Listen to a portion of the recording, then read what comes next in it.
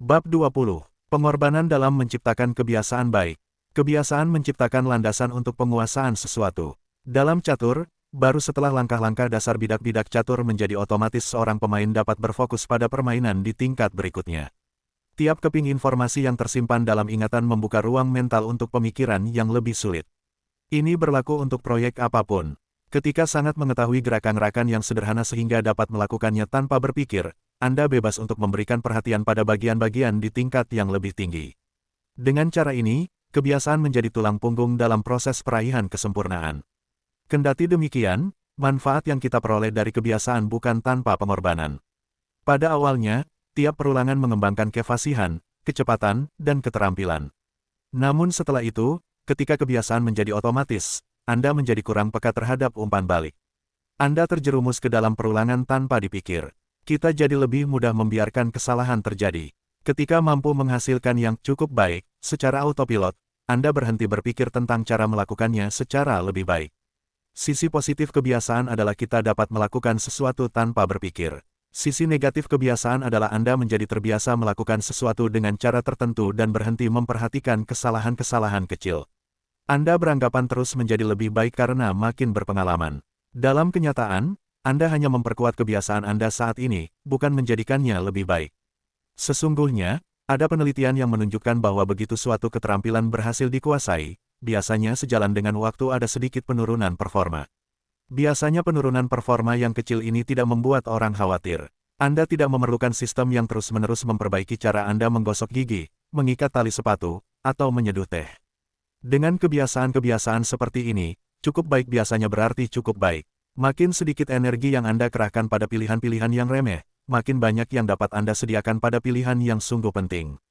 Namun, ketika ingin memaksimalkan potensi dan meraih performa tingkat tinggi, Anda memerlukan pendekatan yang lebih beragam.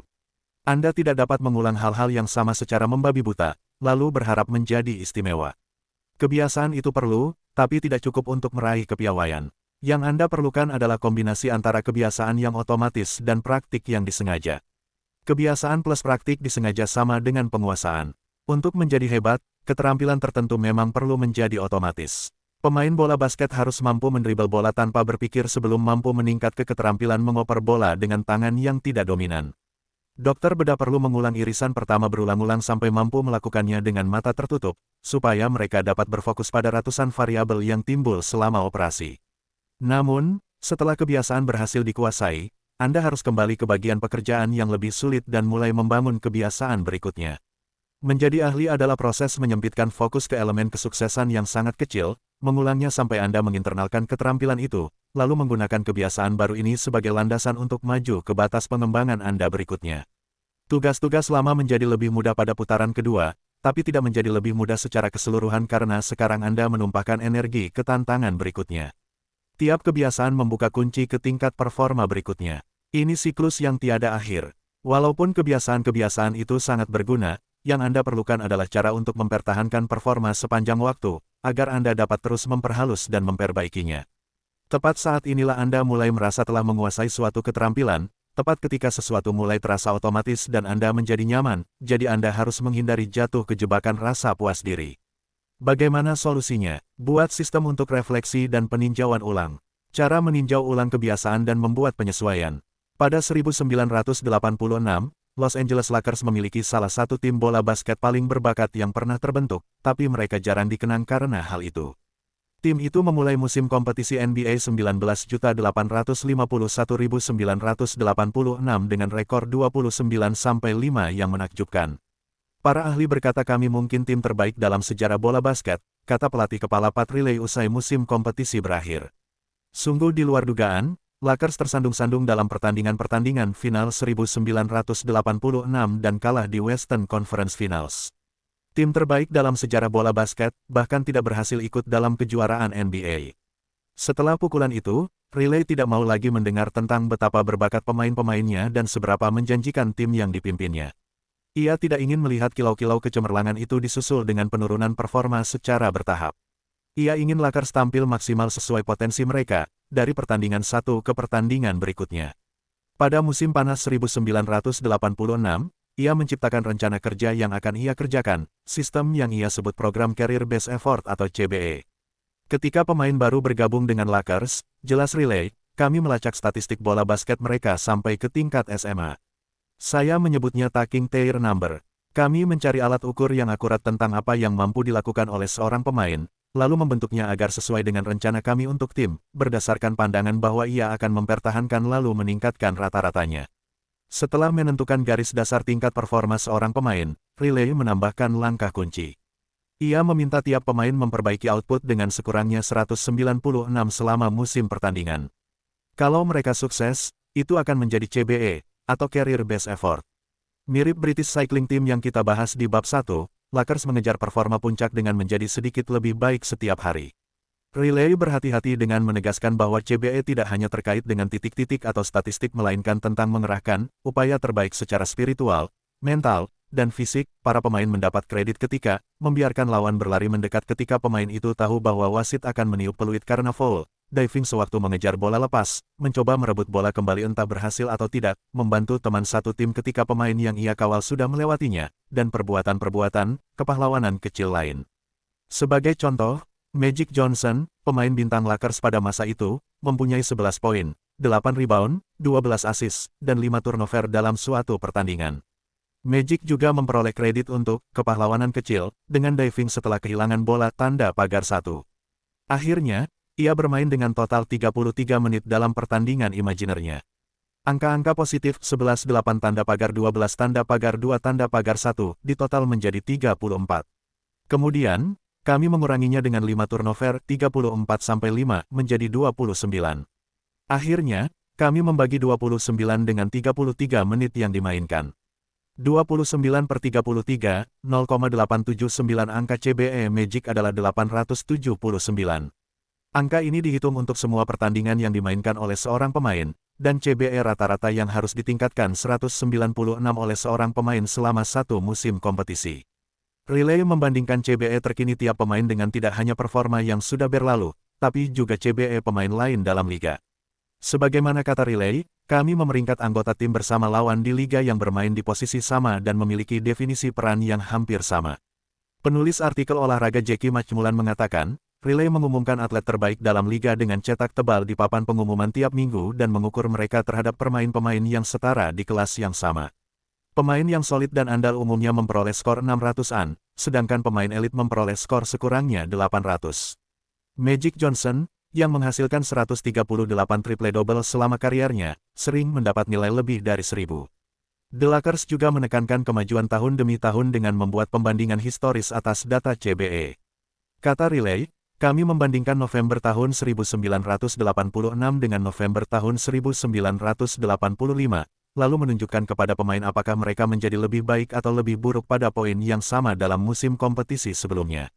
Kemudian kami menunjukkan angka performa masing-masing untuk Desember tahun 1986, yang dibandingkan dengan hasil November. Lakers menerapkan CBE pada Oktober tahun 1986. 8 bulan kemudian, mereka menjadi juara NBA. Tahun berikutnya, Pat Riley mengantar timnya ke gelar juara berikutnya dengan menjadikan Lakers tim pertama dalam 20 tahun yang memenangi kejuaraan NBA berturut-turut.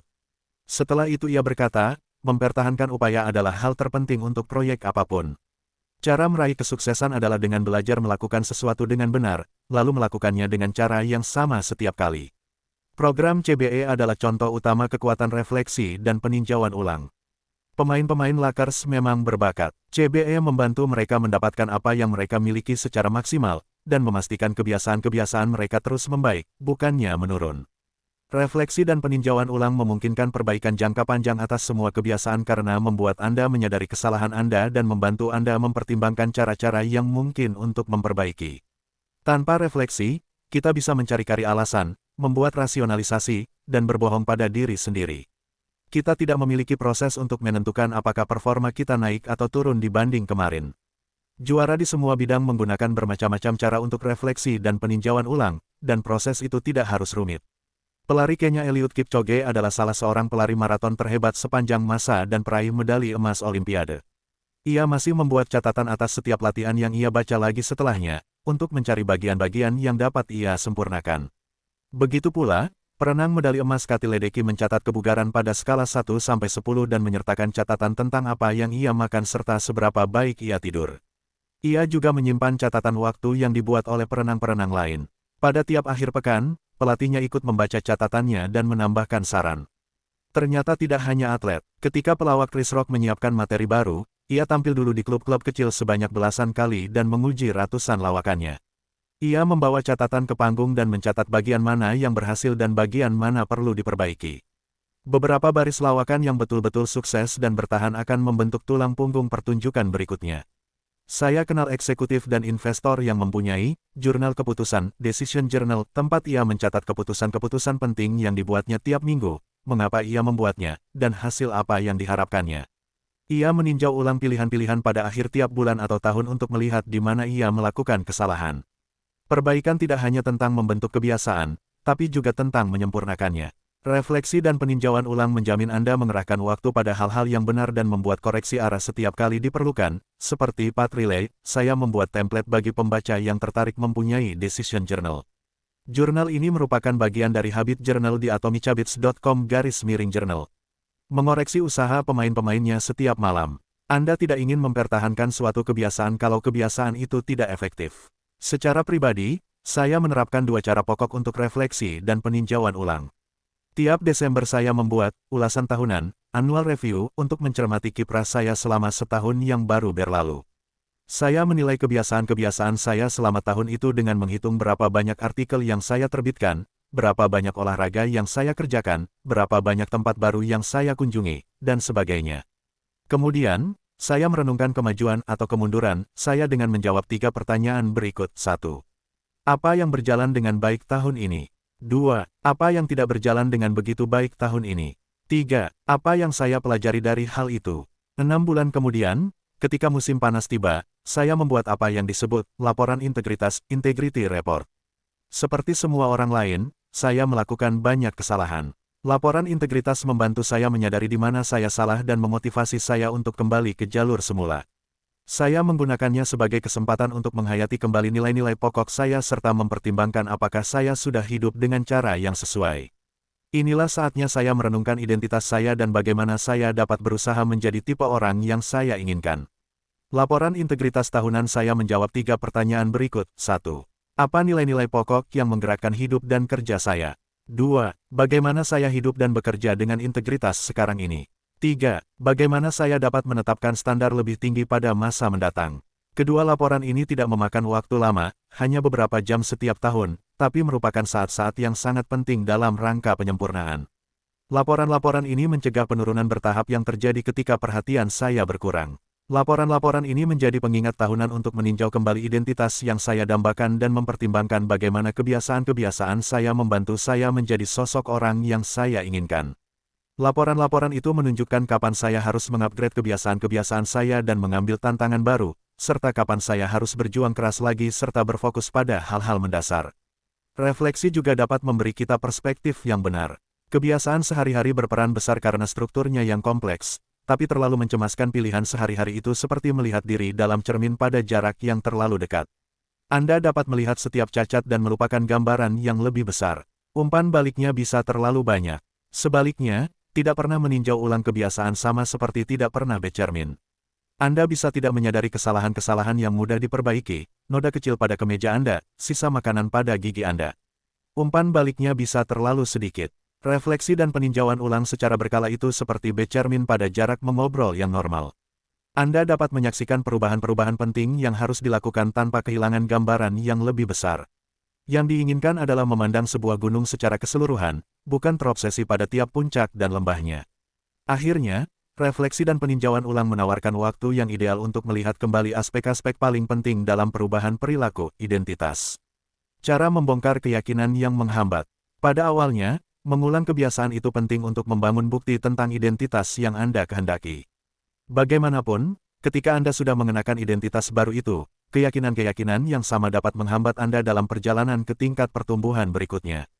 Ketika bekerja melawan Anda, identitas Anda menciptakan semacam kesombongan yang mendorong penyangkalan terhadap titik-titik lemah dan mencegah Anda mengalami pertumbuhan yang sesungguhnya. Ini salah satu kekurangan terbesar sewaktu kita membangun kebiasaan. Makin suci suatu gagasan bagi kita, artinya, makin dalam ikatannya terhadap identitas kita, makin kuat kita mempertahankannya terhadap kritik. Anda melihatnya di setiap industri. Guru yang mengabaikan metode-metode pengajaran yang inovatif dan bertahan pada program pengajaran yang sudah lama ia kuasai. Manajer veteran yang bertekad bekerja sesuai caranya. Dokter bedah yang tidak menghiraukan gagasan mitranya yang lebih muda. Kelompok musik yang menghasilkan album pertama yang luar biasa, tapi lalu tidak berkembang. Makin erat kita berpegang pada suatu identitas, makin sulit kita untuk tumbuh lebih dari itu. Satu solusinya adalah menghindari menjadikan salah satu aspek dalam identitas Anda sebagai bagian terbesar tentang siapa diri Anda. Dalam kata-kata investor Paul Graham, jaga supaya identitas Anda tetap kecil. Semakin Anda membiarkan identitas tunggal mendefinisikan Anda, makin kecil kemampuan Anda untuk beradaptasi ketika kesulitan menghadang. Bila Anda mengikatkan segala sesuatu pada suatu tujuan, seorang mitra di perusahaan, atau yang lain, kegagalan dalam hal itu akan meruntuhkan Anda. Bila Anda pemakan sayuran, lalu mengalami kondisi kesehatan yang memaksa Anda mengubah pola makan, Anda akan mengalami krisis identitas. Ketika berpegang terlalu kuat pada satu identitas, Anda menjadi rapuh. Kehilangan satu hal itu akan membuat Anda kehilangan jati diri. Selama sebagian besar masa muda saya, menjadi atlet adalah bagian utama identitas saya. Setelah karir bisbol saya berakhir, saya berjuang mencari jati diri. Ketika Anda mengerahkan seluruh hidup untuk mendefinisikan diri ke satu arah dan hal itu tiba-tiba buyar, siapakah Anda sekarang? Veteran militer dan mantan pebisnis melaporkan perasaan-perasaan serupa.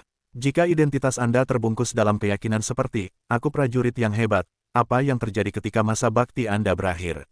Bagi banyak pengusaha, identitas mereka kurang lebih di sekitar kalimat, aku sang CEO, atau aku sang pendiri. Bila Anda menghabiskan semua waktu terjaga Anda untuk bisnis, apa yang akan Anda rasakan setelah menjual perusahaan itu? Kunci dalam mitigasi kehilangan identitas ini adalah mendefinisikan ulang diri Anda sedemikian sehingga Anda harus mempertahankan aspek-aspek penting identitas Anda, bahkan jika peran khas Anda berubah. Aku seorang atlet, menjadi, aku tipe orang yang bermental tangguh dan menyukai tantangan fisik. Aku prajurit yang hebat, berubah menjadi, aku tipe orang yang disiplin, dapat diandalkan, dan hebat dalam tim. Aku seorang CEO, berubah menjadi, aku tipe orang yang membangun dan menciptakan sesuatu. Bila dipilih secara efektif, identitas dapat menjadi luas, bukan rapuh. Seperti air mengalir melewati rintangan, identitas Anda menyesuaikan diri terhadap situasi, bukan menentangnya. Berikut kata mutiara dari Tao Te Ching yang mewadahi gagasan tadi dengan sempurna, manusia terlahir dalam keadaan lunak dan lentur, ketika mati, mereka keras dan kaku. Tumbuhan terlahir lembut dan luas, ketika mati, mereka rapuh dan kering. Jadi, siapapun yang kaku dan tidak luas adalah pengikut kematian. Siapapun yang lembut dan lentur adalah pengikut kehidupan. Yang keras dan kaku akan dipatahkan. Yang lunak dan lentur akan menang. Lao Tzu kebiasaan memberikan sejumlah manfaat, tapi sisi negatifnya adalah dapat mengunci kita pada pola pikir dan bertindak yang sudah ada, bahkan meskipun dunia sekitar terus berubah. Tidak ada yang permanen, hidup senantiasa berubah. Anda perlu secara berkala memeriksa kembali untuk melihat apakah kebiasaan dan keyakinan lama masih bekerja bagi Anda. Tidak memiliki kesadaran diri adalah racun. Refleksi dan peninjauan ulang adalah obatnya. Ringkasan bab, sisi positif kebiasaan adalah kita dapat melakukan sesuatu tanpa berpikir. Sisi negatifnya adalah kita mengabaikan peluang terjadinya kesalahan-kesalahan kecil. Kebiasaan tanda pagar praktik disengaja penguasaan refleksi dan peninjauan ulang adalah proses yang memungkinkan Anda tetap menyadari performa Anda sejalan dengan waktu. Makin kencang kita berpegang pada sebuah identitas, makin sulit bagi kita untuk tumbuh.